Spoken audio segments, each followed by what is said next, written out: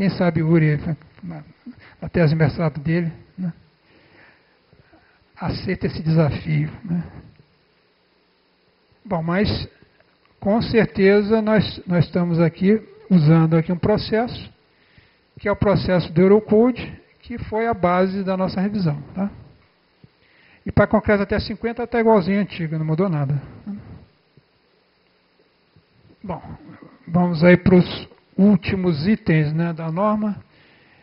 Havia um processo aproximado para a flexão composta normal, que era transformar a flexão composta, momento normal, numa compressão simples. Um processo super elegante, belíssimo, né? Mas a gente está dando isso na sala de aula, um aluno fala assim, professor, depois que você já deu aquela planilha, para que você precisa dar o método aproximado? Aí você coça a cabeça, realmente, para que precisa do método aproximado? Bom, isso a comissão resolveu suprimir esse processo, tá? Que realmente, hoje em dia, uma mera planilha Excel, é mais fácil você errar no método aproximado do que usando uma planilha Excel, tá certo? Então, esse item de transformar a flexão composta reta numa compressão centrada equivalente, some. Bom, outra coisa que existia era uma expressão aproximada que relacionava a modelacidade do concreto do aço. Eu não me lembro o valor, se era 7, 10, uma coisa assim. Também não faz muito sentido, né? Foi retirado e vai se usar as relações reais entre modelacidade do concreto do aço. Tá? Bom, isso é um outro ponto. Até por coincidência, na sexta-feira, o Fragelli me chamou a atenção, que é o seguinte, vigas muito largas, a armadura de costela dá absurda. Tá? Então, já tinha sido identificado isso, então nós estamos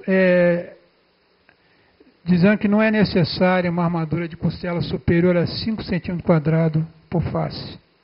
Tá certo? Isso aí dá um 10 a cada 15. Tá? Então, uma viga muito larga, isso aí dava uma coisa meio absurda. Tá? E o resto não muda.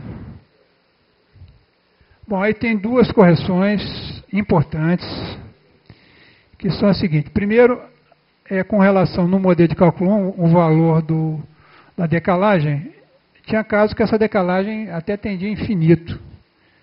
Então está sendo limitada a D, a decalagem, tá? A segunda, tinha sido esquecido que quando vamos simplificar, pegando M sobre Z mais o cortante sobre 2, isso aí não pode ser maior que o momento máximo sobre Z, tá certo?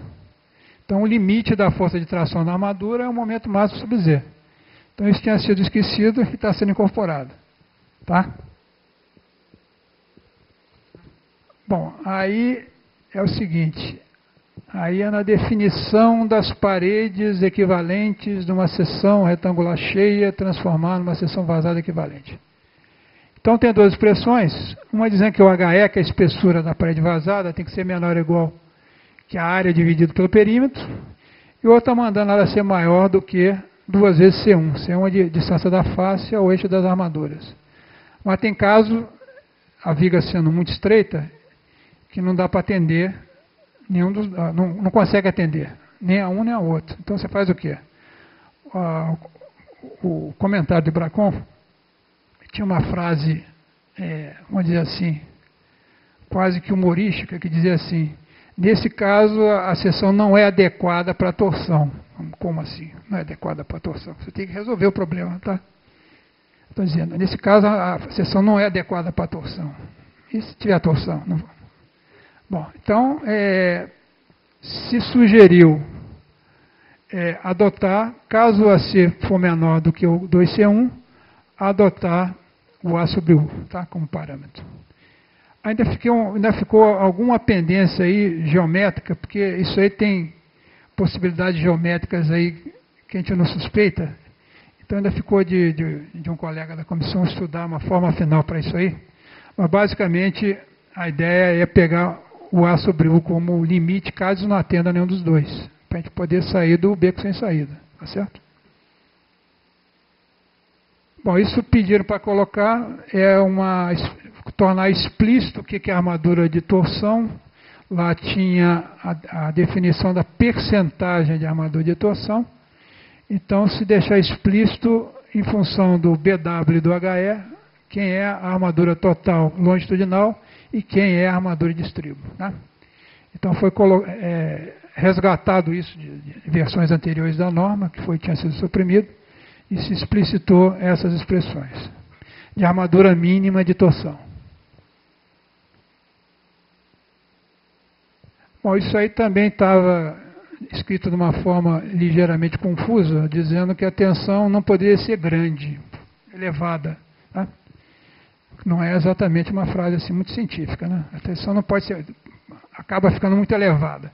Então a gente colocou esse valor de 0,85 de FCD, mas alguém lembrou que ali deveria ser o FC2 do bielatireno. Nós vamos chegar lá, tá? Então ficou pendente esse 0,85. Ainda vai se definir se é 0,85, 0,6. Tem coisa que só apareceu assim, na última meia hora da última reunião, então não deu para levantar a pendência. Isso é um detalhe de estribo em pilar, que também ficou pendente, porque então você achou complicado especificar aquele estribo do lado direito ali, abraçando a armadura e pegando do outro lado, ficou-se de estudar um estribo mais usual e mais adequado, que também mantém aí essa capacidade de limitar a flambagem das bases comprimidas em pilares, tá certo? Então, esse detalhe também ficou em pendência. Bom, poxa, só está em pendência aqui? Bom, não é tanta coisa assim, são uns 5 pontos só, tá? Bom, isso é um ponto que também que a coletividade dos engenheiros se divide em duas metades, os que são a favor e os que são contra. É o seguinte: você tem nas lajes algum grau de engastamento nas vigas, tá certo? Engastamento elástico. Isso na laje que não tem continuidade. Esse que tem continuidade, você tem realmente uma continuidade de momento negativo. Mas é a laje que chega numa borda em que não haja continuidade. Então você tem um grau de engastamento elástico. Então, uma metade dos engenheiros diz o seguinte: existe um pequeno momento que deve ser considerado, porque senão você tem uma fissuração e isso vai ser aí uma entrada de agentes nocivos, etc. Então você tem que botar algum tipo de armadura ali. Aí o segundo grupo diz o seguinte: bom, concordo, tem um pequeno momento, mas esse momento é pequeno. Se essa fissura existir, vai ser pequena, ainda tem um revestimento de piso que vai matar esse problema. Esses dois grupos de engenheiros, um não se falam com os outros, né? Então pararam de falar um com os outros. Então, eu também já troquei de lado. Já fui do lado que achava desnecessária colocar essa armadura negativa, e agora passei para o lado que foi o lado aprovado, que é o seguinte: em toda laje apoiada, entre aspas, vai ter que ter uma armadura mínima, obedecendo a tabela 19.1. Vou comentar o que é isso. E aí na negociação, né, para as pessoas não ficarem muito tristes, reduzir isso para 0,15 do menor ao maior o comprimento desse negativo. Né? O pessoal que não queria o negativo, a norma é isso: você cede aqui, ganha ali, não, então vai chegando no meio termo. Então aquilo ali que era 0,25 baixou para 0,15. E essa tabela 19.1 é o seguinte: essa armadura ficou sendo o mesmo critério de armadura positiva em laje em duas direções, ou seja, 2/3 da armadura mínima, tá? Depois a gente vai ver na tabela. Então está aí a tabela.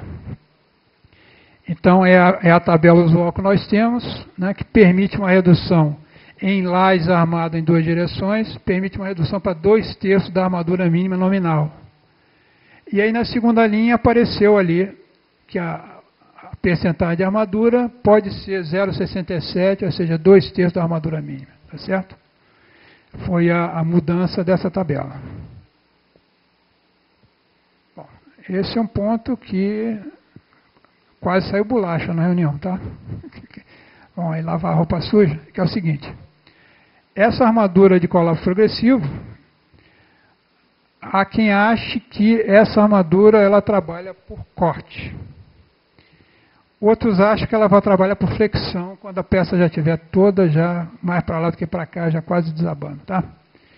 Então, o grupo que achava que era corte tinha introduzido uma expressão baseada na resistência a corte. Tá? E aí o grupo que acha que é flexão contrapôs artigos, experiências, etc, etc. E a coisa ficou ainda pendente. Para amenizar, em vez do FCD, está se pensando em colocar a força característica, em vez de botar a força de cálculo, para ver se ameniza aí a divergência entre os dois grupos. Tá? Então, é o único ponto da norma brasileira que se fala em colapso progressivo. O que é o colapso progressivo? É você ter uma parte da estrutura ruindo, ela não levar as peças vizinhas a um colapso, né, sucessivo. Né? Então, as normas internacionais já estão se posicionando com relação a esse problema, e a norma brasileira introduziu isso nas lajes lisas, né, nessa armadura positiva, que teoricamente, havendo uma ruptura, por exemplo, por punção, a laje fica ali pendurada naquela armadura de baixo. Tá? Aparentemente foi um efeito de pino, né, mas há divergências, tá certo? Bom, essa a gente conseguiu emplacar também, que é o seguinte. O texto deve ser aprovado da seguinte forma. Em lajes, toda armadura positiva obrigatoriamente vai até o apoio. Por que isso? Muito simples. O mecanismo de resistência da laje não é o mecanismo de treliça, é um mecanismo de arco.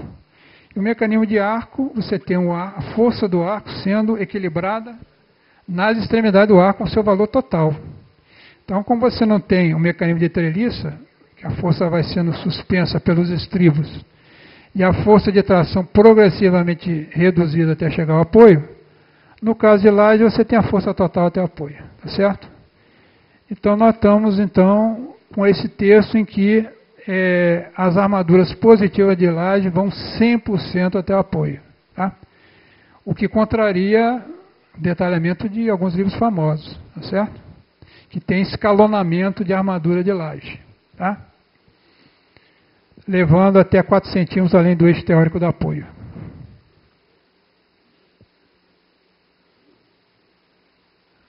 Bom, aí só para registrar que tem um novo texto nesse de bordas livres, a norma tinha uma frase que é a seguinte: o detalhe deve ser o seguinte, com barra diagonais, um detalhe todo complicado. Então, se você não faz aquela barra diagonal, você está contra a norma. Né? Então, foi alterado isso. Então, tem um detalhe tipo sugerido só, né? Que está sendo alterado. Então, um pedacinho de texto que não estava perfeito. Esse de respeito a protendido, também não vou comentar. Né? Os experts que se manifestem, né, sobre protendido. Uma tensão mínima de compressão média igual a 1 megapascal. Né? Certo? Bom, aí é um ponto de mudança importante. Eu diria que mais que importante, importantíssimo, que é a definição de critérios para aplicação de modelos bielaterantes pela norma brasileira. Tá certo? Então, uma mudança aí importante, né, que vai avalizar as diversas verificações que nós já fazemos, mas sem respaldo normativo. Tá? Bom, então tem aí uma série de novos textos sendo incorporados. Tá? É quase que, vamos dizer assim, um texto, quase que um livro-texto de concreto. Aí todo mundo reclama, bom, a norma não é livro-texto. Bom, a norma tem também uma finalidade, né, de esclarecer, né, e um item novo que está entrando, daqui a, sei lá, 10 anos, quando todo mundo estiver farto de saber o que é isso, pode ser suprimida a norma. Por enquanto, vamos definindo o que é biela, o que é tirante, o que é região nodal, tá certo? Então nós temos regiões no concreto em que a hipótese de Navier-Bernoulli não se aplica mais, ou seja, a hipótese das seções planas, tá certo? E essas indefinições, elas passam a ser cobertas pelas modelagens Biela-Tirante, que foram sistematizadas na década de 70 pelo Schleich e colaboradores, certo? E vai agora, finalmente, entrar na norma brasileira. Mas isso não é só na norma brasileira, não, vai entrando aos pouquinhos nas diversas normas internacionais. A norma do ACI, por exemplo, ainda é um anexo. Tá? Pode ser que na futura revisão do ACI, que eles vão fazer uma mexida geral, pode ser que passe para o texto principal. Tá? Então, a gente está aí, não está tão defasado aí do resto das outras normas. Então, diversas regiões do concreto armado, as nossas hipóteses básicas de dimensionamento não se aplicam mais.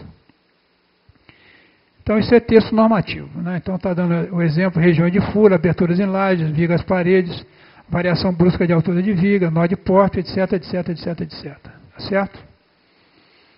Então, foi mantido, até por uma questão de numeração de itens, foi mantido regiões especiais e elementos especiais. Tá? Provavelmente, numa futura revisão, isso vai ser grupado. Tá? Houve até uma sugestão nesse sentido, né, de um colega de São Paulo, porém não tem tempo hábil de refazer tudo agora no apagar das luzes. Tá certo? Bom, então, primeira coisa, definição mais importante são as tensões limites que devem ser consideradas em cada situação. Tá? Isso, cada norma tem uma visão. Só para vocês terem uma ideia, no Eurocode tem 5 limites diferentes. Nós tínhamos proposto 2, para começar, e houve uma argumentação forte para criar um terceiro limite que a gente acabou aceitando. O primeiro limite é o FCD1, são regiões de bielas basicamente comprimidas, ou só comprimidas, ou com compressão transversal. Exemplo clássico, na flexão simples, região comprimida da viga, ou da peça flexionada, tá certo? Exemplo típico de aplicação do FCD1, entre outras, né, naturalmente. Então, ou você não tem compressão transversal, ou você não tem tensão transversal, ou você tem uma tensão de compressão. Então, essa é a situação mais favorável que nós temos em termos de limite. Nós estamos falando do limite da tensão de compressão na biela. Tá? Outra situação muito favorável, que nós vamos ver depois em figuras, é quando confluem 3 bielas comprimidas. Cria-se um nó, uma região nodal, em que você só tem compressão